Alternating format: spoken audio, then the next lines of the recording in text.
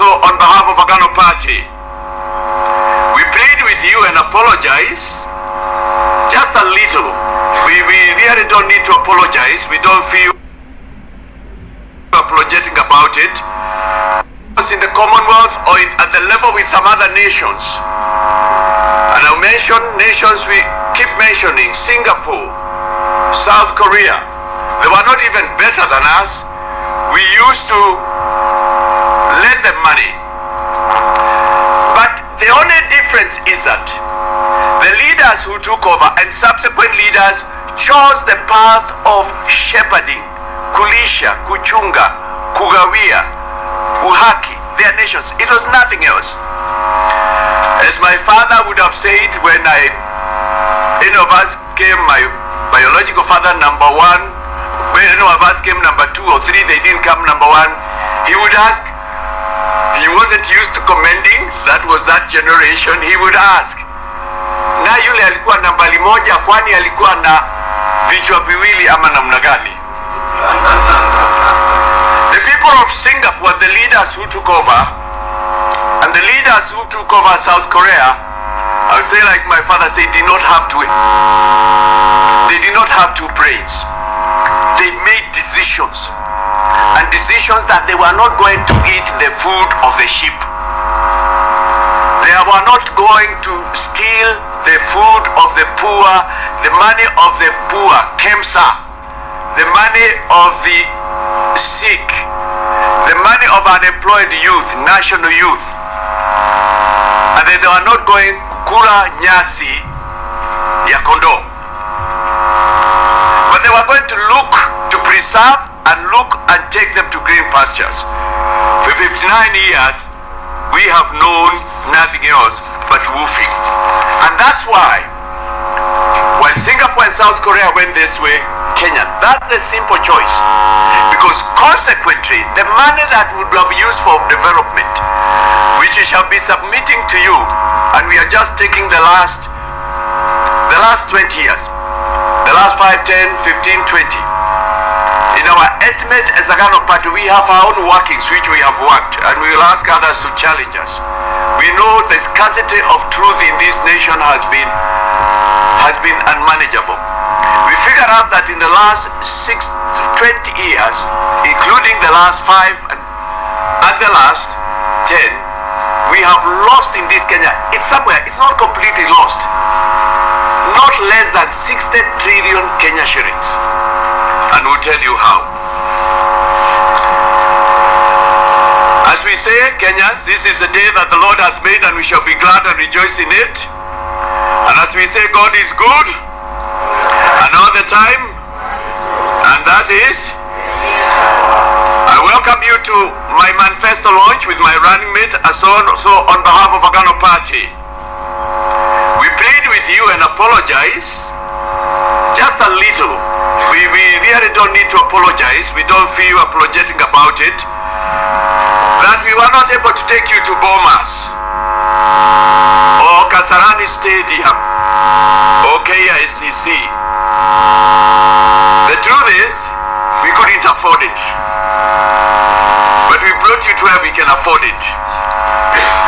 The other truth is, we are not state-sponsored. And we are also not using taxpayers' funds. Nor are we being sponsored by interest groups that want to mess the lives of our youth instead of thinking of how we first should rehabilitate them. On 12th December 1963, we, the nation of Kenya, gained our independence from colonialists. This is 59 years. Like any other country which obtained its independence then and now, our founding fathers and mothers had great dreams and visions for this country. That Kenya would be a nation of justice, peace, plenty, unity, and liberty. And integrity would tie them all. These English words translate into Kiswahili as uhaki, umoja, undugu, usawa, utajiri, na ukafungo, yale maneno ya kafungo na neno uwazi ama ukweli. But the last 59 years after independence, this Kenyan dream remains but a phantom, a hollow dream, a mirage. play in Kenya so that you get it. 59 years after independence and of independence, we have the following experiences. Very high cost of living, such as we have never experienced before in a nation or for a nation that has been 59 years old. You can't get it in the nations I've named and others. Such high prices of essential foodstuffs in difficult economic times as we are going through. Such high level of unemployment. And last but not least, such a high external debt, not to mention our internal debt. This state of affairs has led to such hopelessness among its Kenyans, anger, depression, ill health, insecurity, deaths, and such oppression. Cries and sorrows as were experienced by the children of Israel when in captivity in Egypt, or Misri as it then was, as recorded in the biblical book of Exodus chapter 3. How did we get here, and where is here? By own estimates, as presidential candidate and through our party, this is what we think, not what they have been telling us, but we start from where they have been telling us. That in the last 5 years, we Kenyans have lost from corruption, both the hard and soft. We are distinguishing the hard and soft corruption, about Kenya shillings 10 trillion. Our rate of calculation has been 5 billion per day, not 2 billion. That's their figures. Those are the figures that His Excellency the President was told by the people who have been stealing. So, start from the premise he was not told the truth. That also must have been corruption that is just within government. We were not told about the other corruptions and the soft corruption. This in 10 years translates to, let me use that up. And even if it's not 10, 20 trillion, you and I don't have to go far to guess for a nation like this that we could have lost as much as that money. This is to corruption. I'm talking about the daily corruption. For us, we are using a rate of 5 billion. You can even use 3, and even if you use 2 trillion, you still find that in the last 10 years, we've lost about 10 trillion. That is payment one day, pap, of the external or the Chinese debt. One day. One day, lost in one day. 10 trillion, take even their 2 billion. And we are told it's because of that external debt that unga is now 200 Kenya shillings. But I'm saying to you that if Kenya was being shepherded by our leaderships, the past and the ones before, we wouldn't be there. We wouldn't be having that debt. We have also been told when that debt, if it were not for that debt, prices would even be lower. But we are giving you the reasons. Nobody else has been giving you the reasons. If you consider that the same leaders that are spearheading and leading and alleged to be leading in this competition, whether they are doing so from the front or the middle or the back room, are the same leaders that have been in our government for the last 20 years. We in Agano and with our researchers and our estimations, we also estimate that even in the government before this regime, we could have lost as much money as the same. So I could argue it's speculation, but this is a very wealthy nation. We've got oil, we've got minerals, titanium and others. They speak glowingly about us. We've got potential, we've had it. When they sit at the United Nations, they think of nations in Africa, they think about Kenya. I'm talking to you something close to pocket change. Arguing that even in the regime before this one, we could have lost as much as that. I'm not far off the mark. If you agree with me for a moment or you speculate with me, then if it's 20 trillion during this regime, then in the last one, it was 20 regime. And I'll argue my case some more. So that if in the two regimes, you agree with me that we are dealing with 2020, that's about 40. What as a nation could we not have done with that? Let's even give the benefit of doubt and say the last two regimes 20 trillion. What could we have not done? I'll tell you what they have said in the international circles about that. Hang on. We'll tell you how we arrived at these estimates. I've mentioned this. How else did we get here? Kenyans and Kenyans' wealth has been stashed abroad, which is another big elephant in the room. In or about 2017-2018, it was widely reported by reputable international groups and organizations that wealth Kenyans were hiding abroad, illegally acquired, was more than Kenya shillings 15 trillion. Assuming that's correct, this is another almost twice the amount of the Chinese loan.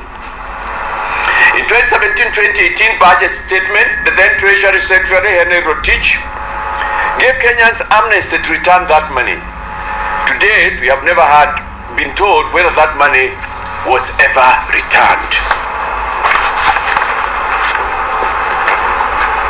If in 2017 and 2018 it was 15 trillion, forget what else you get in the social media. You can manipulate, that space is manipulatable, and by big governments. We argue that 5 years from 2017, if it's 15 trillion, right now we could be talking about 20 trillion. You can even have the figures I'm giving you, and you imagine where we would be as a nation. You know, secrets and absence of uwezi and ukweli has been the manner and method of our leaderships. If you take my 20 million, 20 trillion, stashed abroad, 20 trillion, in this regime, 20 trillion, in the other, what are you dealing with? You can even have it to 30. Remember also the last 10, 20 years are the years when our competitors have been in power, are also the years we've had such mega scandals. And just to refresh our memories, KEMSA, National Youth Service, SGR, Goldenberg, Eurobond, Triton, Symmetry, Aglo Leasing, Avia House, Chicken Gate, Fighter Jet, NCPD, Grand Regency, Tuckwell Station, Navy Ship, Mahindra, Maze, Japan Scandal, Kidero, Helicopter Servicing Contra, Hustler's Jet, Ruaraka Land, Karen Land, Laptop Tender, and the list goes on. Kenyans, we in Agano are saying that our problem, we are where we are because of grand corruption, grand wastage, grand mismanagement. And Kenyans, some of our competitors, and they want to be recycled back, stashing money which first of all is illegally obtained.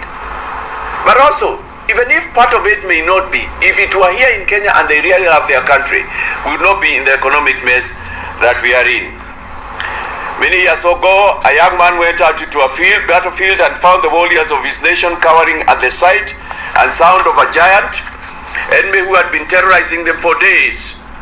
Although he had been sent on a different mission, the young man dared to ask why there was no action on the battlefield. When he learnt of his army's predicament, he went out on a limb with no prior military training, with no soldier's armor, and with no fear. He confronted the giant, armed only with a slingshot and a stone. My namesake dared the Philistine. He promised that he would kill the Philistine and feed his flesh to the birds, and with the first stone from his artillery of 5, my namesake felled the giant.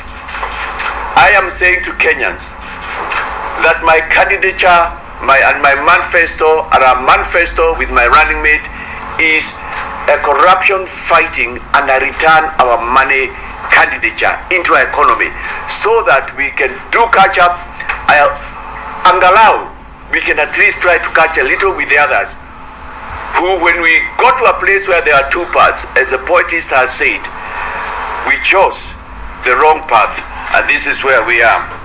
Today I stand with the same faith, same resources, and the same commitment. My running mate has said what happened There were not more than 57, we are 59, but today we stand among the four proudly. But we say of these four candidates, two of them have had an opportunity to deal with the situation which we are talking about, but they didn't. In fact, they are named in it. The guardians of corruption. The other one, who is more of a joker than a leader, is in the intelligentsia. One never retires from the intelligence. No, you don't. I am told by Kenyans, and I fall in that class, they don't even quite understand who he is. But let me not dwell much on him because it's not about personalities. You could even be here and he has been one of the carriers and couriers of the more than 20 trillion Kenyans stashed abroad. I am starting to say that we are different. I am different. And I'll do it differently. I owe nobody allegiance. I owe nobody allegiance. But let me come to the current and just mention a couple of things. A manifesto is a little long. We will not read all of it. Where we are. Right now, Kenya is reading through such high cost of living. And one of the questions you've been asked by Kenyans and you members of the Fifth Estate is, what are you going to do about it? For us as Kenyans, we are saying the following, that we will not do it the style of those who've been there before. They have promised Kenyans what they will do, but they have not told them where they will get the money from. For us, we started by telling you where our money is from, where our money is. And we are saying when you vote us in and vote us into that leadership, we'll get that money. We'll get that money for you. If you read why that is the state of affairs, that our money is still out there and stealing has been going on with Abaddon the way it has been, you'll be told it's because of lack of goodwill. My running mate and I bring goodwill. My running mate and I bring resolve. My running mate and I are also not standing here to tell you we'll throw this money to that project or this. We are telling you that you and ourselves will decide, we'll work together, decide what to do, and start from known to unknown. And my running mate brought it out that Kenya is not lacking in studies. If we had followed the right way, this nation will be 100% irrigated. We have no business or reason 59 years to have our brothers and sisters in parts of Kenya, and it's not only in northern Kenya. But I know also this happens in parts that are said to be endowed agriculturally, with begging bowls, when we have got such rivers, such mountains, and we are on the equator. We will not only want our government to be, we want also to change the form of government and deal with an aspect of governance that is left out and has been left out for the last 59 years. When Abraham Lincoln gave a definition of democracy, he said, is a government of the people, for the people, and by the people. But we submit to you that this afternoon, while we have seen of the people and for, we have lacked a governance by the people in Kenya. By the people, that aspect of that definition. Our presidency and candidature will make Kenya to be a government by the people. And let me explain. We have already stated that we want to get money that belongs to Kenyans back here, because that money belongs to us. As part of our proposals, and now I'll go to them, I'll go to specifics, bitables, even for the men and women of the media. We are saying in our manifesto a couple of things. First of all, to caution Kenyans, when you have voted on the 9th, and a day or two after the results are given, from the first day of our being in office, actually in our opening speech, we shall officially reduce the pay that's paid by Kenyans by 50% to enable Kenyans have some money with themselves, be able to meet their expenses, be able to feed themselves, even at the minimum to have 1 meal per day instead of 2 days, as an immediate measure. The other measure we want to do that from that day is we shall waive tax penalties that will have accrued until the day we are sworn. Listen, it's